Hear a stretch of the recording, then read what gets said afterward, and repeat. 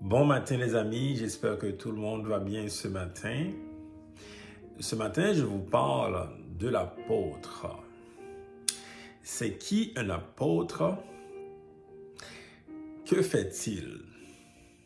Donc, je vais parler de l'identité, je vais parler de la fonction. Deux choses très différentes, l'identité et la fonction. L'apôtre est un témoin de Jésus-Christ. Si on peut le dire tout simplement, un apôtre est un témoin de Jésus-Christ. Ce n'est pas juste un croyant, ce n'est pas juste un disciple. Un apôtre est un témoin de Jésus-Christ. On n'est pas devenu apôtre, on est né apôtre. C'est un appel. C'est un appel de la part du Seigneur. Le Seigneur a appelé des personnes pour être des apôtres. C'est un appel. Donc, la personne est née apôtre. Évidemment, avec le temps, avec l'expérience, avec les révélations, la personne va avoir la révélation qu'elle est apôtre. Mais, comme je l'ai dit, on est né apôtre. L'apôtre Paul va dire dans Galates 1er, verset 15, je crois, il va dire que dès qu'il a plu à celui qui m'avait choisi dès le sein maternel de me révéler son Fils. Et donc, l'apostolat, donc c'est un appel. Dieu a choisi des personnes et fait d'elles des apôtres. Donc, vous voyez maintenant que c'est quelque chose qui est inné. On est né avec l'apôtre, on est né avec la mission apostolique, on est né apôtre. Évidemment, il y a beaucoup de choses aussi qui vont se passer dans la vie de la personne pour qu'elle découvre la mission qu'elle avait reçue dès sa naissance. Et Dieu a tout orchestré dans la vie de cette personne pour que, évidemment, à un temps déterminé, la révélation puisse arriver. L'apôtre Paul en particulier, c'est quelqu'un qui était pratiquement méchant. Là, il a fait tellement de choses terribles. Mais comme il a dit, dès qu'il a eu la révélation de Jésus-Christ, ça a tout changé dans sa vie. Donc, je parlais également de la rencontre. Quelqu'un qui est apôtre a eu au moins une rencontre avec le Seigneur. Et donc, c'est très important de le comprendre, les amis. Ce n'est pas juste qu'on se dit apôtre. Dieu a fait l'appel. Dieu a appelé quelqu'un dès le sein maternel pour être son apôtre, pour être son témoin, pour le représenter.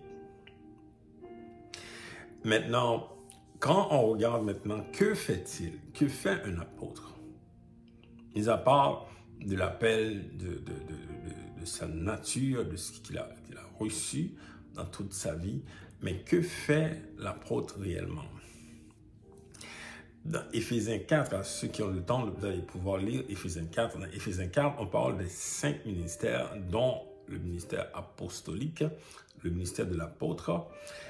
Donc, l'apôtre fait partie des 5 ministères. Les 5 ministères qui sont le ministère de l'apôtre, de l'évangéliste, du prophète, le ministère du pasteur et également le ministère de l'enseignant. L'apôtre fait partie de ces 5 ministères. Donc, l'apôtre, lui, son rôle dans les 5 ministères, comme les 4 autres, c'est d'équiper les saints. Mais l'apôtre a un rôle particulier. C'est comme dans une guerre, dans une armée. Il est un peu plus au front. Il est un peu dans la ligne de combat.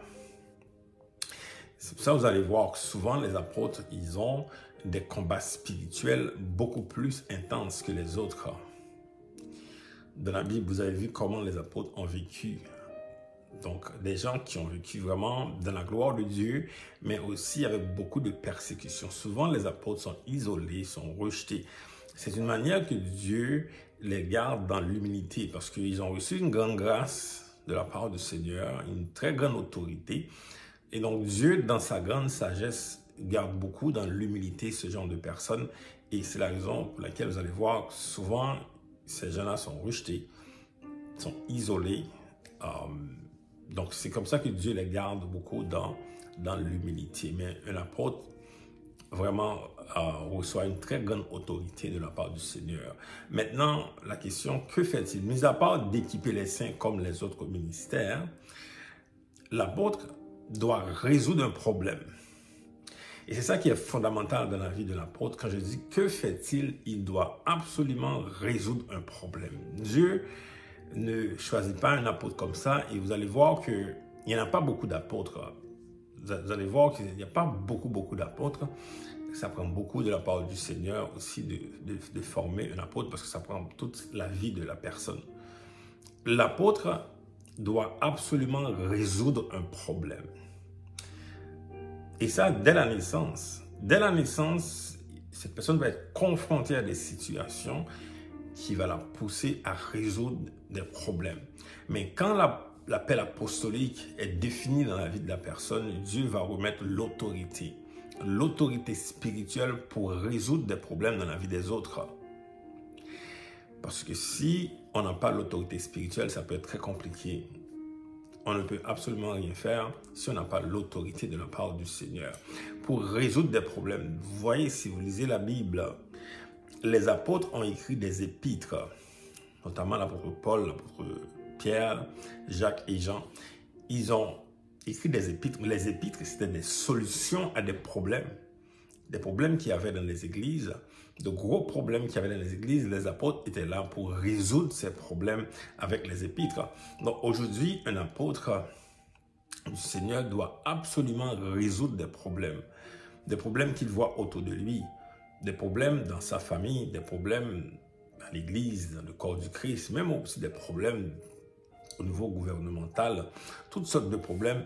Un apôtre est appelé pour résoudre un problème en particulier. Je ne dis pas qu'il va résoudre tous les problèmes, mais en recevant l'autorité de la part du Seigneur, il sait exactement quel problème qu'il doit résoudre. Et vous allez voir que souvent les apôtres sont très concentrés sur ce qu'ils ont reçu, de la mission, le mandat qu'ils ont reçu de la part du Seigneur. Et vraiment, c'est une grande grâce de la part du Seigneur de choisir des apôtres. Comme je l'ai dit, ce n'est pas évident. Souvent, il y a des rejets de toutes sortes de choses qui arrivent, mais le Seigneur donne tellement une grande grâce.